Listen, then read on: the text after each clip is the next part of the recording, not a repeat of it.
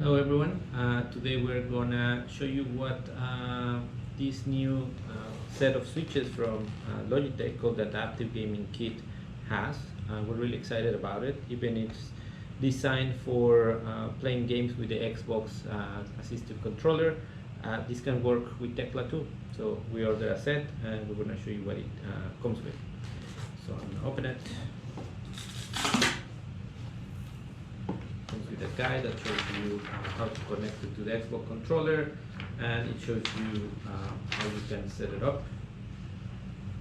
It comes with some mats that would allow you to set up your switches in a table or any surface. We're going to use one for now, but it comes with a few different ones. It also comes with stickers so that you can mark your buttons, so you know which function are you connecting it to. It comes with color and black and white. It also comes with other stickers so that you can mark your device. And then let's go to the switches. So it has different switches. It has 3 switches that are about 3 inches diameter. It has 2 switches that are proportional, meaning the harder you press, it's a different instruction. So this wouldn't work with the tecla-e, but this is how you would accelerate in a game, for example, if you were using the adaptive controller. We also have 3 small round switches like this, and 4 small very light touch switches like this. So now we're going to connect them to Tecla and show you what you can do with these kind of switches. So I'm going to get one of each. The ones that you can connect with Tecla, and I'm going to also out of the frame. So now I'm going to connect one of these small switches to a tecla-e. Now this tecla-e is paired to an iPad, so I will be able to control my tecla using this switch. So if you see, I connected. Now when I press the switch, I see a frame happening, moving around my tecla on my iPad, and in that way I'll be able to open apps. When you connect a switch and tecla to an iPad, you can also assign a secondary function on press and hold. So if I press and hold now, you can see it's going to go home. So that's a way that you can get out of apps. You can open pretty much any app and interact with all the contents.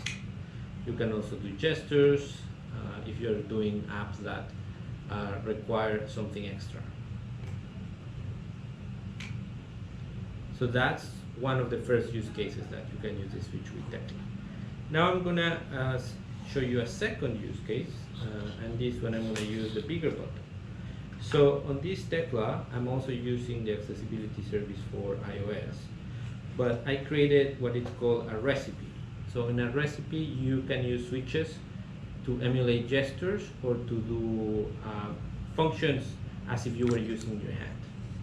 So now that I connected Tecla to my iPad, this iPad, I'm using the Kindle app, and if I press my switch, I can pass the pages.